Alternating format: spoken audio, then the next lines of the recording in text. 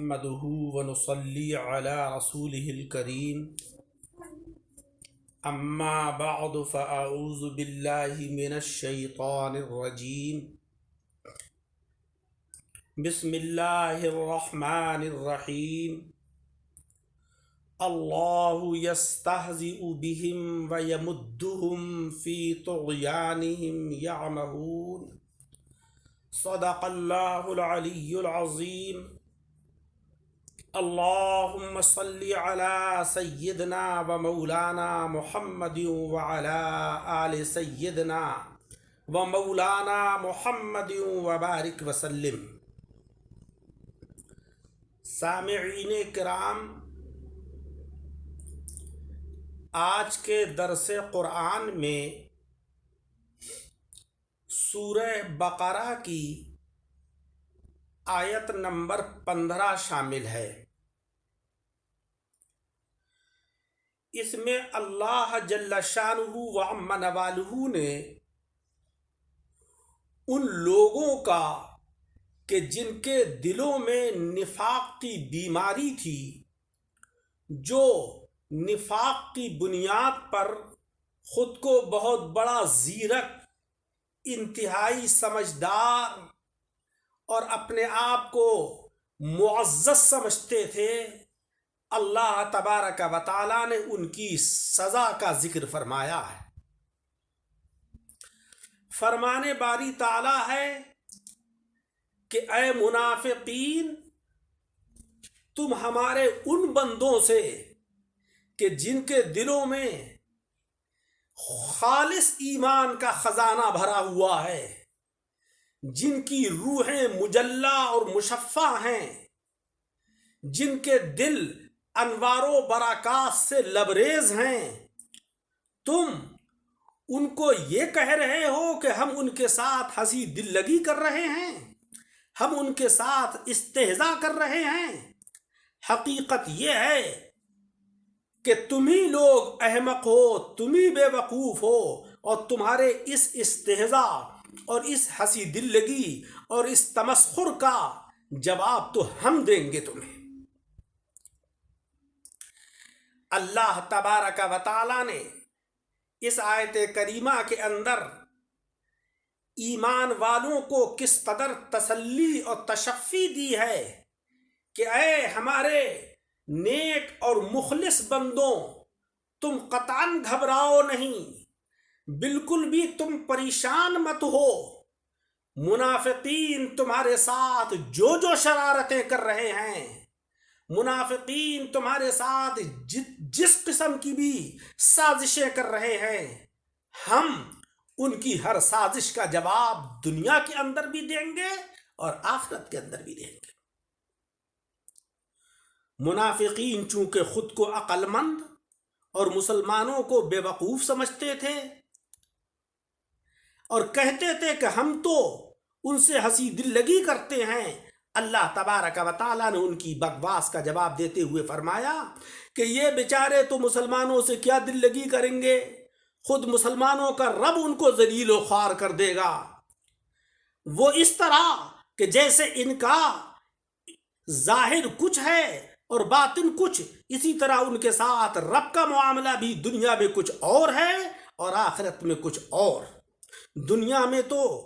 ان پر سارے اسلامی احکام بظاہر جاری کر دیے گئے کہ نہ ان سے جہاد مسلمان کرتے ہیں، نہ ان پر کوئی جزیہ اور ٹیکس لگایا جاتا ہے، نہ ان کو مسجدوں میں آنے سے روکا جاتا ہے، نہ اسلامی کاموں میں شرکت کرنے سے ان کو منع کیا جاتا ہے، مرنے کے بعد کفن دفن بھی ان کو دیا جاتا ہے، سارے احکام اسلامی ان پر جاری ہیں۔ تو وہ یہ سمجھتے ہیں کہ اب تو ہمارا داؤ چل گیا، ہم تو کامیاب ہو گئے، ہم نے تو معاذ اللہ ایمان والوں کو بے وقوف بنا دیا۔ حقیقت یہ ہے کہ بے وقوف یہی ہے۔ اللہ یستہزئ بہم، اللہ تبارک و تعالی ان کے ساتھ استہزاء فرما رہا ہے جیسا کہ اس کی شان ہے۔ حضرات اکرام، اللہ تبارک و تعالی تو استہزاء سے، ہنسی دل لگی سے، تمسخر سے اس کی ذات گرامی پاک اور منزہ ہے، کوئی عیب اور کوئی نقص اس کی ذات کے اندر نہیں، وہ سارے عیوب سے پاک۔ مولا تبارک و تعالیٰ نے پھر یہ کیوں فرمایا کہ یستہزئ بہم، اللہ منافقین کے ساتھ استہزاء کر رہا ہے، وَيَمُدُّهُمْ فِي طُغْيَانِهِمْ يَعْمَهُونَ، اور ڈھیل دے رہا ہے ان کو کہ وہ اپنی سرکشی کے اندر بھٹک رہے ہیں۔ تو اس کا جواب یہ ہے کہ اللہ تبارک و تعالی ان کے ساتھ جو استہزاء فرما رہا ہے، تو استہزاء کا اللہ کی طرف سے مطلب ہے کہ اللہ تبارک و تعالی منافقین کے استہزاء کی سزا دے رہا ہے، اور ان کے استہزاء کی سزا یہ ہوئی کہ وہ ایک مدت تک تو ڈھیل پائے ہوئے تھے کہ مسجدوں میں نمازیں بھی پڑھ رہے تھے، سارے اسلامی منافع ان کو حاصل تھے، نہ ان سے جہاد، نہ ان کو قبرستان میں دفن کرنے سے ممانعات، سارے اسلامی احکام ان کے اوپر نافذ تھے، لیکن اللہ تبارک و تعالی نے ایک مدت ڈھیل دینے کے بعد ان کو ذلیل اور رسوا فرمایا، اور قیامت تک کے لیے ان کے اوپر نفاق کی مہر نصب کر دی کہ یہ منافقین تھے، انہوں نے ایمان والوں سے معاذ اللہ دھوکہ دینے کی کوشش کی، انہوں نے اسلام کے خلاف سازشیں کی، اللہ تبارک و تعالیٰ نے ان کو ذلیل و رسوا کر دیا، اور آخرت کے اندر بھی یہ رسوا اور ذلیل ہوں گے، اور جہنم کے آخری گڑھے کے اندر سب کے نچلے طبقے کے اندر ان کو داخل کیا جائے گا۔ اللہ یستہزئ، اللہ تبارک و تعالیٰ نے سب سے پہلے اس میں جلالت کا ذکر فرمایا، کیونکہ اللہ باری تبارک و تعالیٰ کا ذاتی نام ہے، اور اس سے ہمیں یہ سبق دیا کہ اے ایمان والوں، اگر تمہارے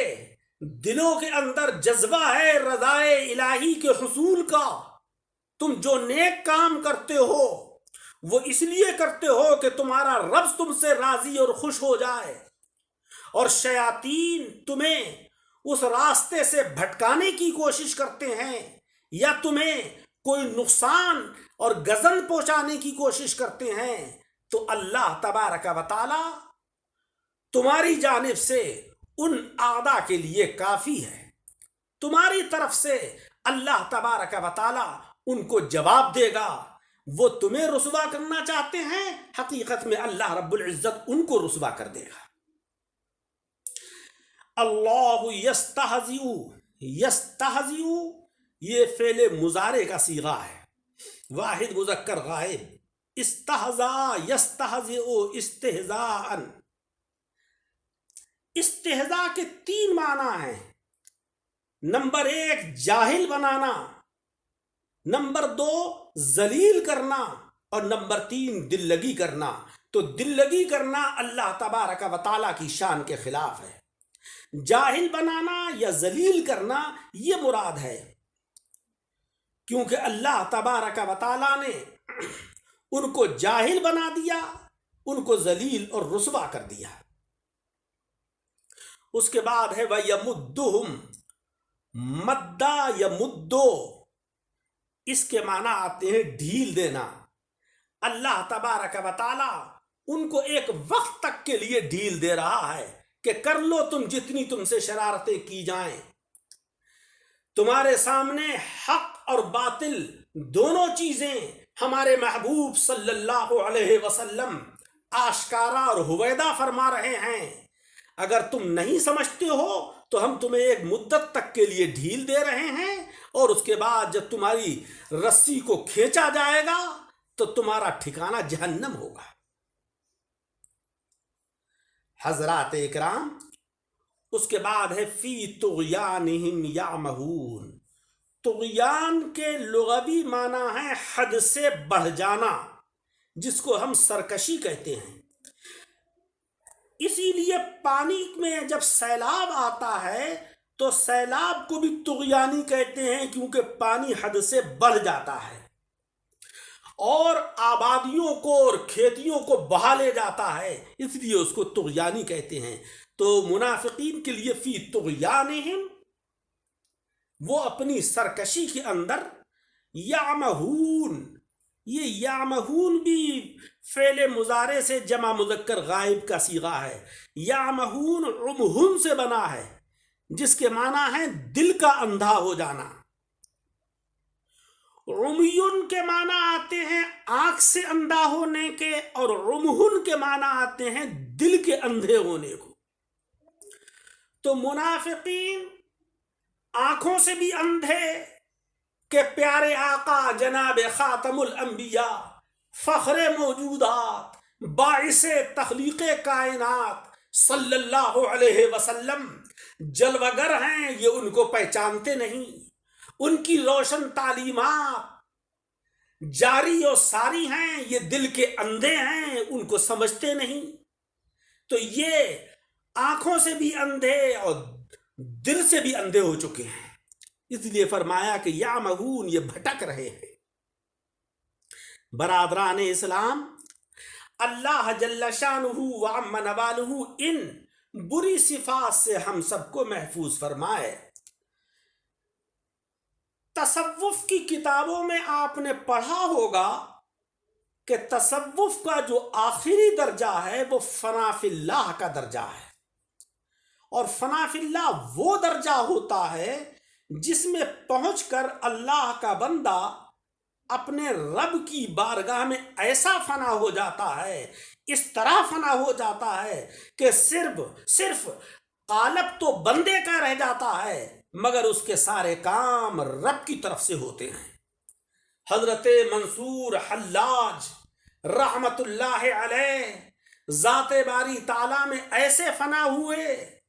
کہ کہنے لگے کہ من نمی گویم ان الحق، یار می گوید بگو،